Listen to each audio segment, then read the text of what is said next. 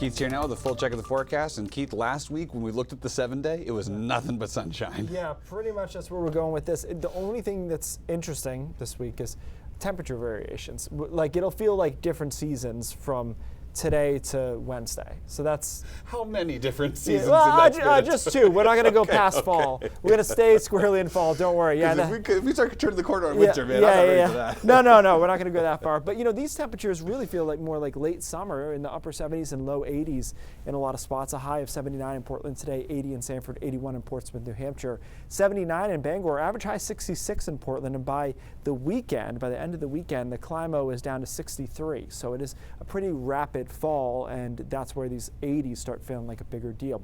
So the rest of today looks good. Tonight, temperatures down into the 50s, some 40s across northern Maine and the mountains as well. Tomorrow's a transition day when we'll be in the low 70s to perhaps mid 70s, and it will be a little bit cooler in the mountains in the 60s. A lot of sunshine outside northern Aroostook County. That's where they'll see a little bit of cloud cover, but most of us are sunny, beautiful day tomorrow, and then we start to cool down on Wednesday. And I think you really feel it on Wednesday with the winds. It's a little bit windy, and high temperatures are struggling to get to 60. So that means much of the day is spent in the 50s, in some cases in the mountains in northern Maine, the entire day spent in the 50s, plus the wind, right? That's a different feeling than the 80s that we've had over the last couple of days. And we have a cool night on Wednesday night and Thursday night.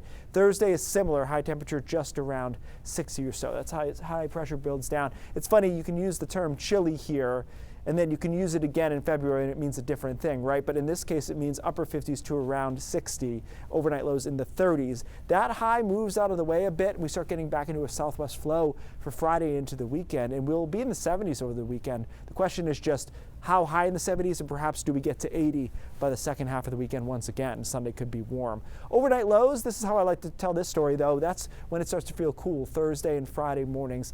30s, there will be some spots, Berlin, New Hampshire, the usual spots, Kingfield area. They could be in the 20s briefly on both of these mornings. Then we go back to normal on over the weekend.